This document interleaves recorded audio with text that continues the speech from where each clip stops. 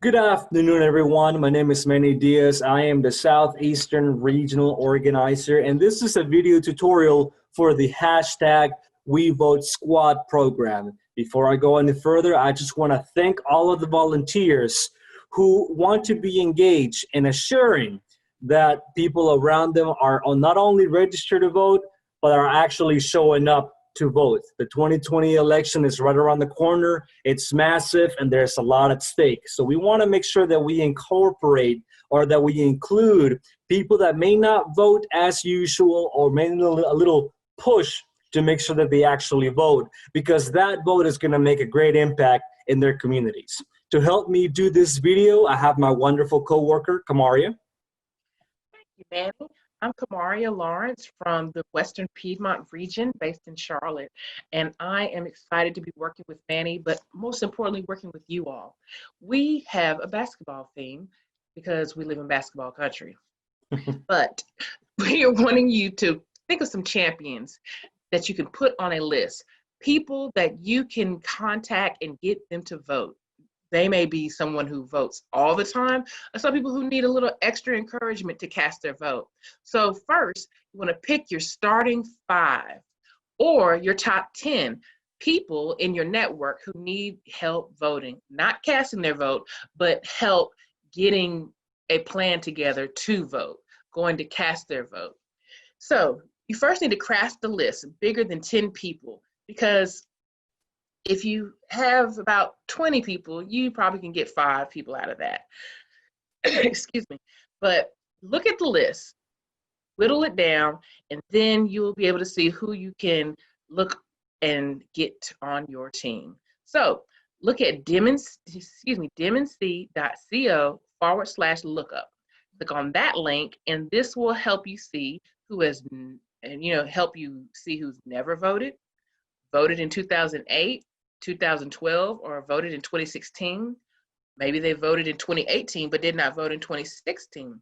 And also people who have expressed concerns about being able to vote in 2020.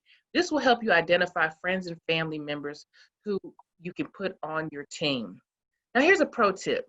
Think of students, nieces, nephews, anyone 18 on or before the November 3rd election date who are in your life, and help them to make a help them become a lifetime voter by beginning in 2020. Manny? Thank you, Kamaria. And again, once you have that list, you want to make sure that you're contacting everyone on that list and having a discussion with them about voting. Okay, again, the whole purpose of this is to encourage those individuals to vote and hold them accountable to their desire to vote. Right. So this guideline, which will be available to all of the volunteers, provides you with, how those conversations are going to look like and what kind of information we're asking for, right? As you're engaging in these conversations, some philosophical concerns may come up, and you, knowing better than anybody or knowing this person better than anybody, just engage in that person with those concerns, especially if they have concerns about voting in general. Emphasize how the vote can lead to change, and how if they care about a specific topic, they can make an impact in that topic by voting. If they have any COVID-19 related concerns, remind them that in 2020, an individual can vote early in person when the lines are shorter and then it's more convenient, or they can vote by mail to make sure that their health is completely protected. So all of these conversations as you're going helps guide that individual with, where they're going to vote, when they're going to vote, et cetera, et cetera. And as you're getting all of this information, you want to make sure that you put that stuff in the form that we provided you at this link, dimnc.co/squad input. So what you want to do is click on the link and then click again, and it'll take you to this web page right here. You want to add their information like you see right here. You want to go down. You want to make sure that, you want to know if this person needs to register, if they need to re-register, or updated that information, or if the individual is already registered at their current address. You want to know if they're going to vote by mail, if they're going to vote early on election day, and if they are going to vote by mail, you want to know if that person needs any assistance with that process, because the absentee ballot process in North Carolina is a bit more complicated than other states, right? And then right here at the bottom, it helps you provide or make a schedule for that person. And it may seem a little tedious, but the whole purpose of creating a schedule and being as specific as possible is to hold that person accountable. Because if a person knows that they got something to do at a specific date, a time, and location, they're more likely to do it than if it's just up in the air like that, right? So once you have all of that done, you want to make sure that you include the name, your name, and your email address right here. And I ask you that you also include a phone number and an email for whatever person in your team, because we like to keep individuals updated with changes in their region or any other changes statewide, right? Once you get all of the information in here, you want to go ahead and submit this form and then do this for every individual person. With all of that being said, let's get into it about the conversation flow, Kamaria. Thanks, Manny. First thing you need to do is make sure you're registered to vote. And so we're going to do a quick lookup of Manny's voter registration at dimnc.co/CO lookup. Awesome. So again, click on that link, click on it again. And this is what that page looks like, right? So like Kamaria said, we'll be doing mine, your name, middle initial if they have it, their last names. If they have two last names, go ahead and include two of them. But you want to include the name the way that they wrote it in their voter registration form.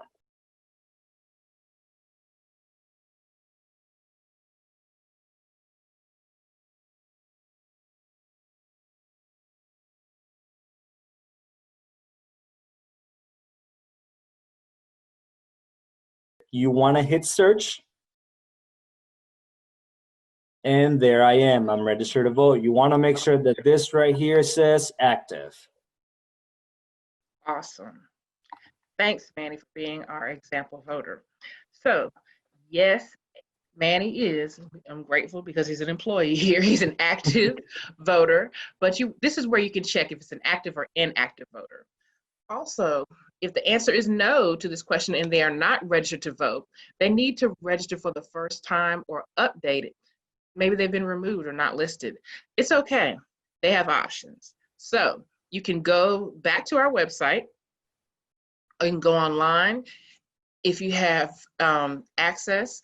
And if you are a DMV customer, you can go to our short link, which is dimnc.co/OVR. It'll take you to the website for the DMV, but where you can register to vote with the DMV is where it's actually going to guide you. But again, you must be a customer of the Department of Motor Vehicles in North Carolina. Next, you could print a form at dimnc.co/register. If no internet or no DMV ID, this will be a great option for you. So you can mail it or hand deliver to your county board of elections. It must be the county that you reside in. Now, lastly, early voting. It's the same day voter registration and voting, one-stop shop. If you are not a registered voter or you need to update your voter registration, this is something you can do and vote the same day. This is only during the early voting process. So remember, the deadline is October 9th, unless using same-day registration. And I'm passing this back to Manny for the next step.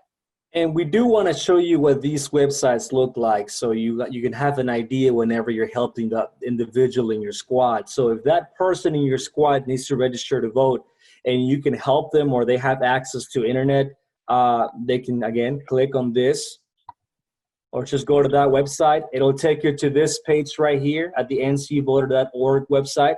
You want to click right here where it says payments.nc.gov. And if you pay your vehicle taxes online, you should be familiar with this website, you want to continue to my NCDMV services, you want to click on continue as a guest and scroll down where you see voter registration application. Click on this. And the way the system is designed is to make it seem like a real person is talking to you, like in the chat box, right? So go ahead and just follow the prompt, make sure you read carefully, and add the information that is requested out of that individual. Of course, you can help them or they can do it themselves, but this is what it looks like. If you need to print a form, go back to your guidelines, click on demnc.co/register, click on this again, scroll down to where you see register with a paper form. Oh. Download it, print it, and go ahead and get that individual registered to vote. Once you're completed, you can turn this in person at the Board of Elections in your county.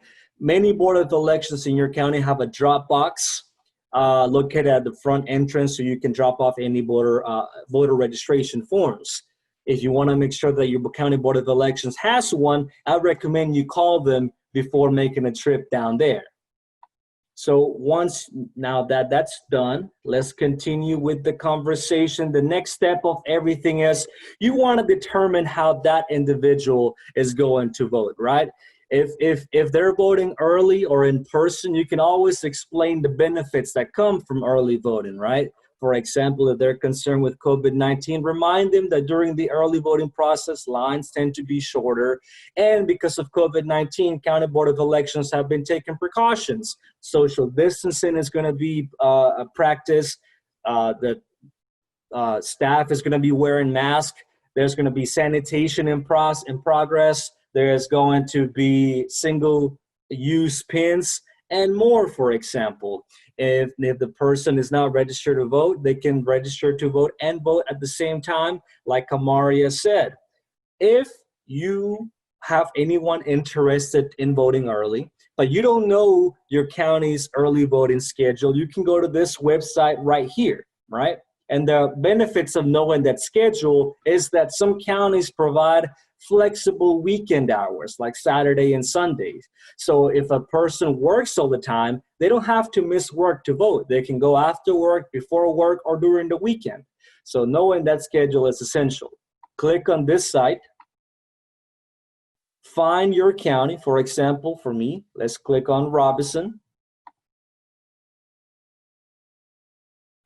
And this is going to show you all of the early voting sites in your county. Another benefit of voting early is that if you are a citizen of that county, you can vote at any of the early voting locations. So if we're looking at this map and I live in Orem, but I work in Pembroke, for example, I don't have to make this deviation to go home. I can just go ahead and vote at the Pembroke location. There's two.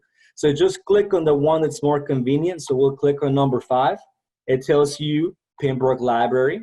It tells you the address and the hours of operation, right? When that site is open. And again, if you have any questions in regards to any of this, you can always contact the County Board of Elections, and it provides you with that number right here. And if this right here is the same with all of the counties across the state. So, you know, if you're in Harnett County or Cumberland County or Mecklenburg County, for example, just find your county, look at the early voting sites, and pick the one that's most convenient to you and the time that is most convenient to you. Okay, if voting in person, going physically in the building is something that may concern some individuals in your squad, remind them that there is curbside voting, but I recommend you calling or them calling the County Board of Elections to hear those instructions. Even if all of that just is something they don't want to do, they don't want to leave home, remind them that they can vote early by mail, but emphasize that they need to go ahead and request their absentee ballot now. The deadline to request an absentee ballot in North Carolina is October 27th, but you don't want to wait until October 27th to request an absentee ballot. You want to go ahead and do it now, right? There are some concerns about the USPS system. So you want to make sure that you have enough time for all of that to process. Go ahead and request it now. Tell them that. And as soon as they get their ballot, have them go ahead and complete it and do everything they're supposed to do, like having a witness sign it. And of course, if they have a spouse, their spouse can be a witness, or you can be a witness per se. So all of that is available to the individual. Next thing is knowing if they're going to vote early in person, and have them make a plan. And I'll turn this back to Kamaria. Thanks, Manny. So if you're early voting in person, make a plan to vote. No matter how you're going to vote, make a plan. But let's talk about if you're planning to early vote. During early voting, the first week is the slowest week as far as people coming to vote. So this is the safest time to go cast your vote in person during early voting. Now, when and where you're going to go, these are things you got to decide. But let's back up for a moment. You can take advantage and prep visit at ncvoter.org for a sample ballot and voter guides. This will really help you move through the process a lot quicker when you're voting, because while you're at home, you can decide what candidates and what issues you want to vote in favor of. So when you go to the actual polling site, you're just vote, bang, bang, bang, bang, and you're finished. Now, when and where will you go?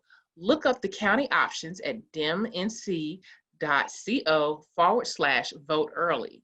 You're able to look up the different locations in your county that you reside in.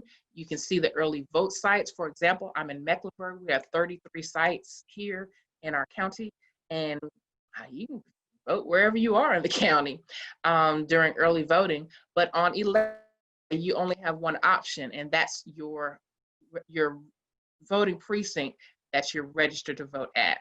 So early voting is where it's at. So you can make a plan A, figure out the date, time, and location that you're going to vote. Then plan B, because you always want to have a backup plan. You want to make a backup date, time, and location. Now, you're not going to document this on our website, but you want to make sure that you have already talked through or thought about what will you do if your initial plan does not work out. And definitely this will make sure that you vote. For example, I plan to vote by mail, but if I wake up one morning like, I just want to go ahead and try it in person, I can go vote in person and then discard my vote by mail ballot once I get home. That's my plan and my plan B. So decide what your plans are going to be, and I think that you'll be fine. You'll be a winner. So I really appreciate you listening to Manny and I. Any final words? Absolutely, absolutely. And I just want to emphasize that we keep talking about making a plan for the individuals in your squad. And I've mentioned this already, but I really want to emphasize it.